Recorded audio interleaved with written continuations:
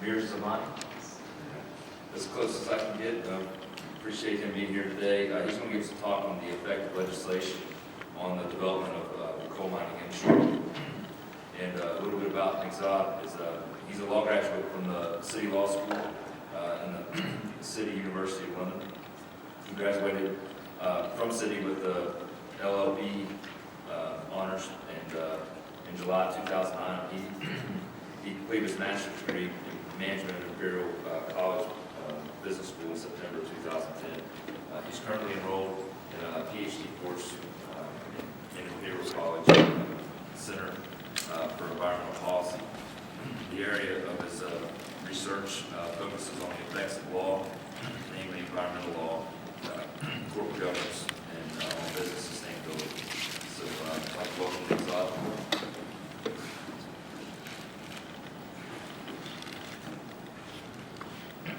Thank you very much, ladies and gentlemen. Thank you for this introduction. My talk is more of a legal analysis of the state of the mining industry in Iran and the legislation that affects it. Before starting, I would like to thank my co-authors, Professor Kazem and Mr. Arash, who has spent a lot of time preparing this colorful and imaginative presentation slides. Coal reserves in Iran, the provable and probable reserves are estimated to be in excess of 5 billion tons, while the annual coal production is a mere 2 million tons. This is in large due to lack of development of the industry, which has limited production despite growing demand for energy resources. The existence of numerous legislations are thought to have a detrimental effect on the coal mining activities to the extent that some business entities have become uneconomical in many areas. And by that, I mean different legislative instruments are not designed to work together. They're not in resonance. Coal is valued mainly for its energy content compared to many other energy sources. Economic growth has created a growing need for dependable and reliable supplies of energy. As such, we can see, or we have witnessed, that the coal production globally has grown by 55% in the last 20 years. Now, only 15% of this coal is exported to other countries.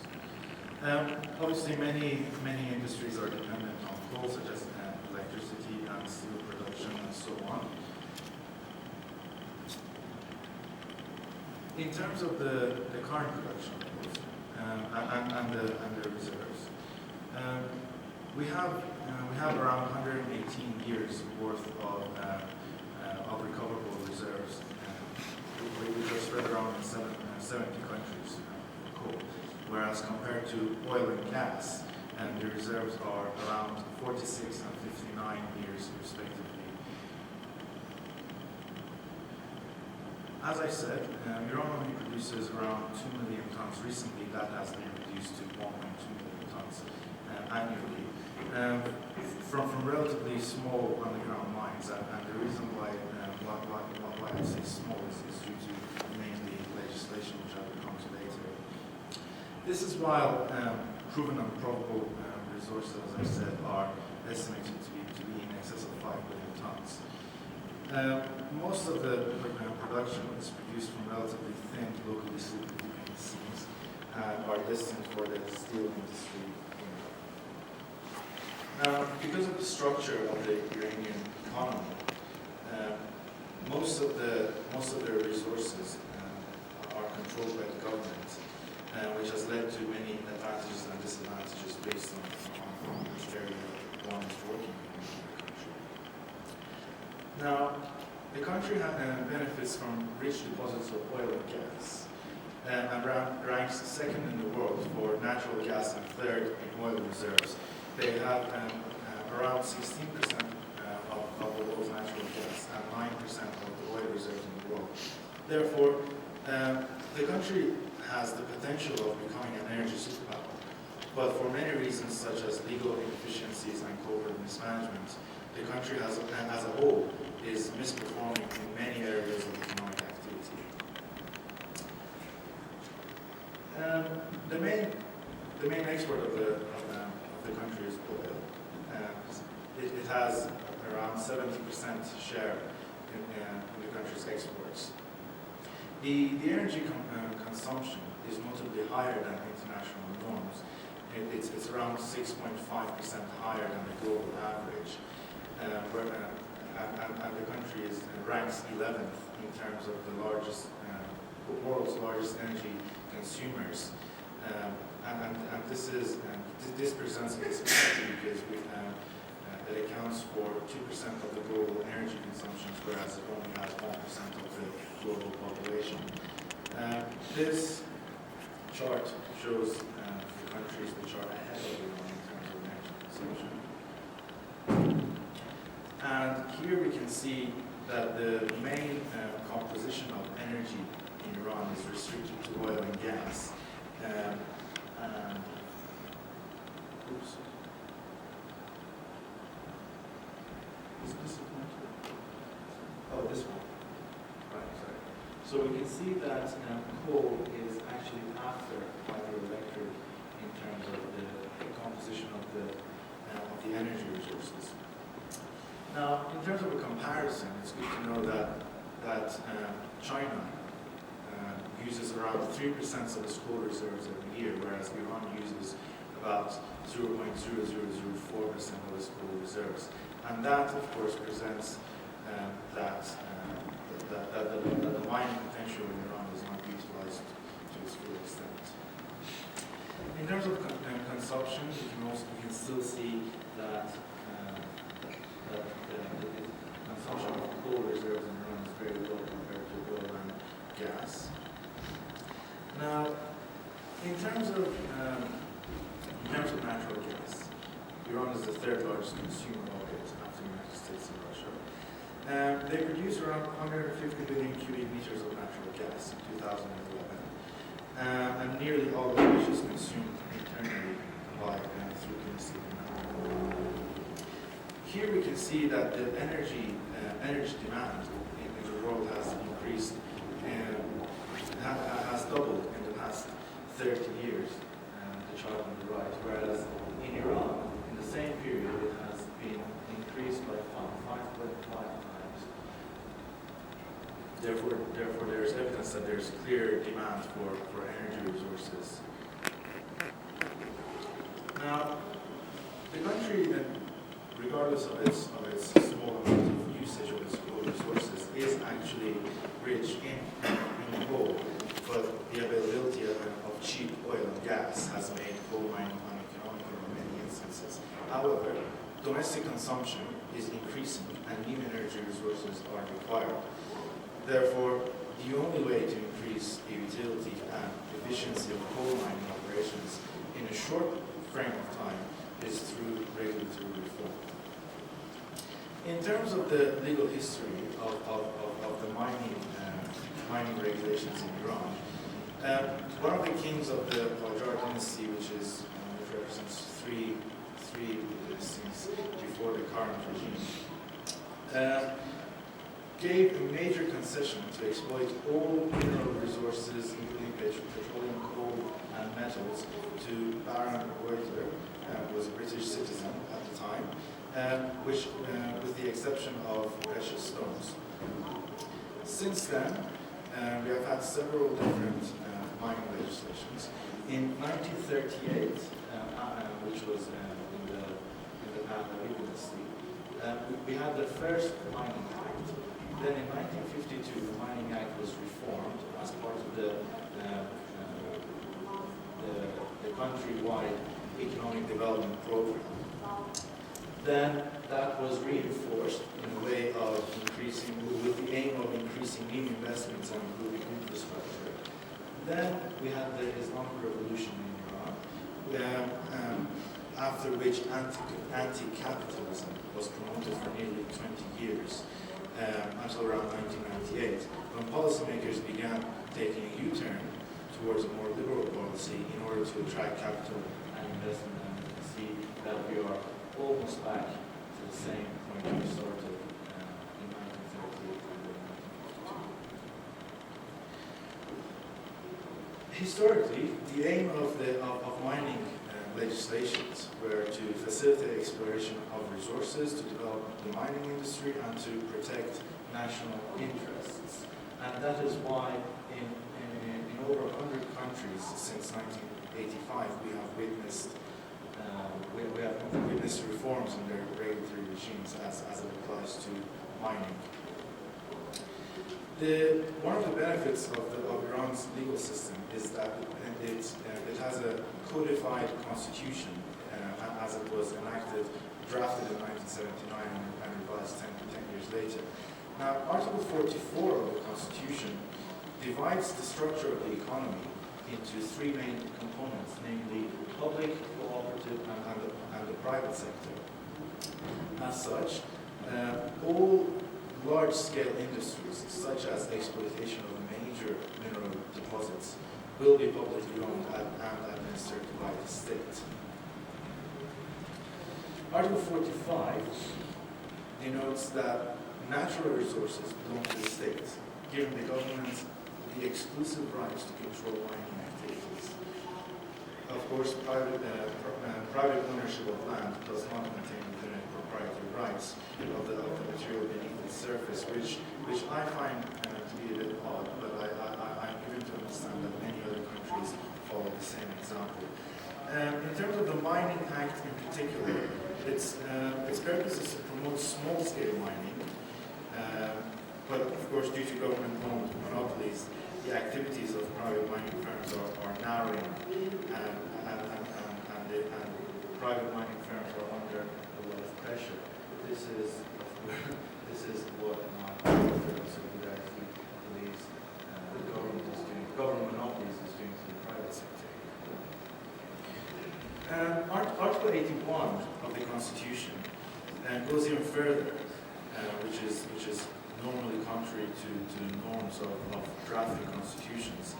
It states that only persons of Iranian nationality, be it legal or natural persons, are entitled to hold mining licenses, but they can and they cannot absolutely grant concessions to foreigners to create companies dealing with exploitation of the country's mineral resources. We submit that this is despite our belief that liberalization of trade, globalization of the economy, and promoting foreign investment are the founding principles of a modern economy. The Mining Act itself, not the Constitution, is based on Article 44 and 45 of the Constitution, namely the one which classifies the economy into three components and the one which gives exclusive rights to the government for the exploitation of natural resources. Article 36 of the Mining the Mining Act is spread into 36 articles and 4 chapters. Article 3 gives private sector companies the permission to benefit from mining of the construction materials and metals, non-metals, coal, decorative, and precious stones, whereas the use of petroleum-derived substances and radioactive and active materials are only to be operated by government-owned entities. In terms of exploration rights, they are granted as a first-come, first-served basis, as opposed to choosing the best able or most efficient firm for conducting said operation.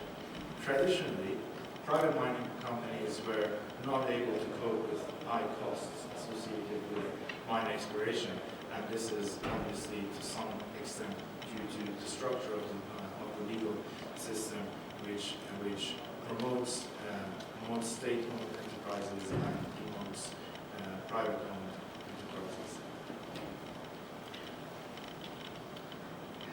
Article 2 states that Article 2 of the Mining Act, that is, states that the Ministry of Industry Mines and Commerce as the exclusive authority to manage all activities related to exploration and exploitation of mines. However, they are then allowed to transfer these rights to investors or private companies through exploration and exploitation licenses. These licenses are more or less a trading commodity, as we will come to in a couple of slides ahead. However, the legislation also restricts the license-giving permission to only to competent authorities, and competent authorities itself has a very limited legal definition. Article 8 of the Mining Act states that the holders of discovery licenses can submit their application for discovery of minerals and minerals to the government within a maximum of 1 year after the issuance of the discovery license. That is the exploitation license. The exploration license. Now, this of course creates a lot of difficulties for private companies in the way that whenever a private company wants to tender or apply for an exploration license, they more or less have to have all their resources available in order to start their operations more or less as soon as the license has been granted. Due to these difficulties, exploitations in the Tabas gold mine in eastern Iran, which is one of the main gold mines in Iran, began 30 years ago, but it took around 7 years from 2000 to 2006 to be equipped with adequate machinery. And today, this mine is the only mechanized gold mine in Iran. It's one of the most important ones. We can see that the Tabas gold mine has reserves of up to 1 billion tons, but there are and around 400 million tons of which are economically recoverable with the current state of technology. However, the annual production is only less than 1 million tons. This means that it will take around 400 years to fully exploit Tabas of its gold resources. And this is despite a $300 million investment by the public sector, i.e. State-owned entities, other state-owned entities.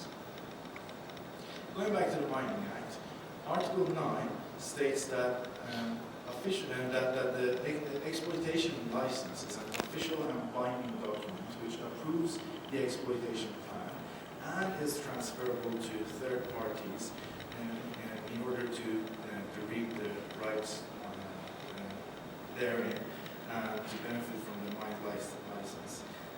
Note 1 of the Article 9 encourages banks to gauge the exploitation license and pledge to lend in order to develop the domestic mining industry. However, in reality, we see that banks rarely invest in the mining sector. Therefore, it is deemed that Note 1 and Article 9 altogether, at least to the extent that it's traded within domestic markets, is irrelevant and ineffective. Article 14 imposes a royalty obligation on mineral interests extracted from public land. But while nobody really likes to pay royalties, we submit that this royalty is actually far too low compared to the profits that larger state-owned corporations make. For example, the is around $60 as of the 19th of February. Now, we submit that a higher rate of royalty will allow more revenues, which the government can then use for modernizing state-owned mines. In terms of the investment policy framework, it is not surprising, given the current state of legislation, that traditionally foreign investment in Iranian mines have been very low. Many mines, as a result, have been left underdeveloped across the country due to shortage of capital.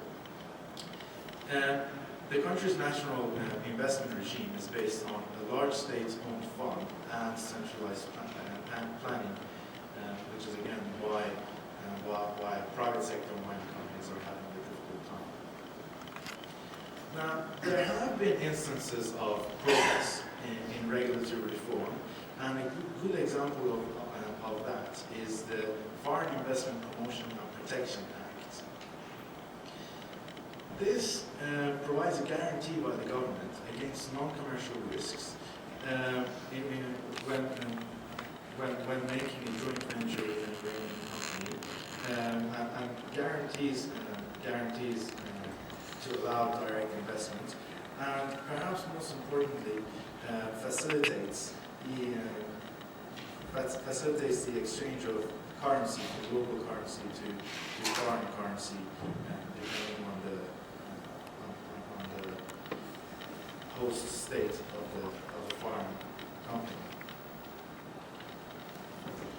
However, this is of course contradictory to Article 45 of the Constitution, which we touched upon earlier, which states that only domestic firms are able to exploit natural resources. However, there is a loophole in the Mining Act, and that is that all foreign investments must be made through a buyback contract scheme in the mining sector.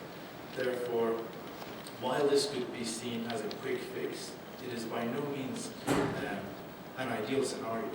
To the contrary, we believe that the laws regulating the mining industry must be harmonized with the new Foreign Investment Protection and Promotion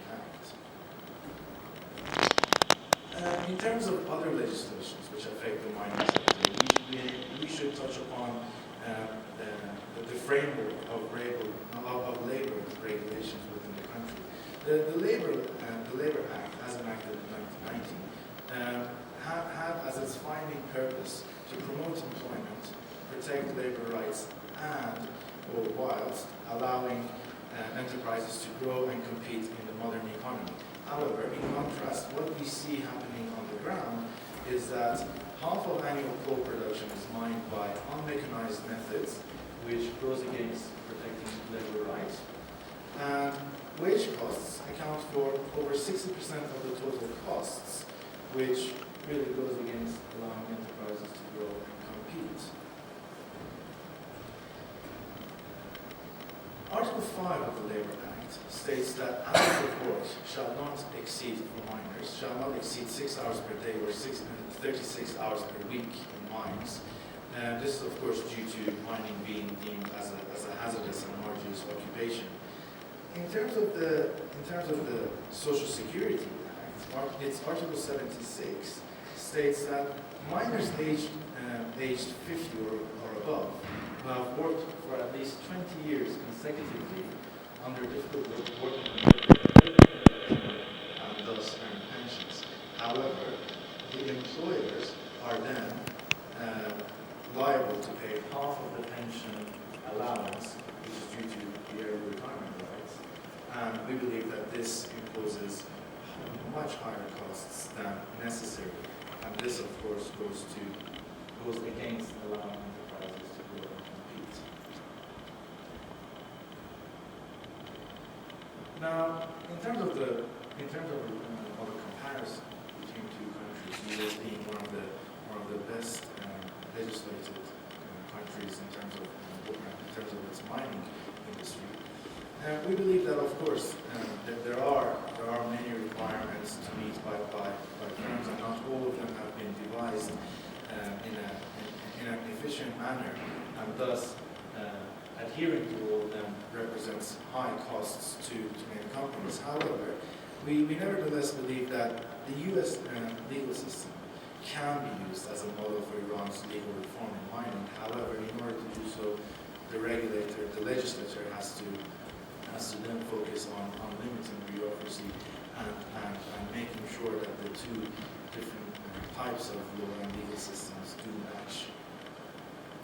To conclude, we have shown that there is a lack of clear and proactive governmental policy for development of the coal industry. There is a lack of adequate infrastructure and insufficient financial support, mainly for the private sector. Our suggestions are that an intrusive modern regulatory system is definitely necessary. coupled by strict control over adherence to these regulations, we then need promotion of privatization of larger mines, not necessarily the smaller ones, and promote foreign investment, mainly foreign direct investment. And with that, I would like to end my presentation. Thank you very much.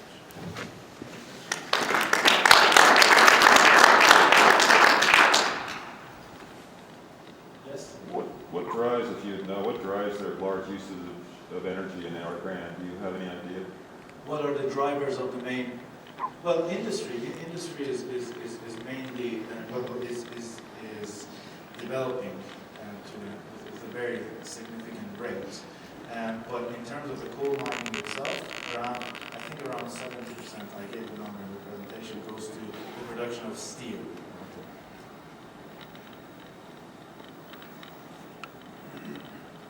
Thank you. Thank you very much.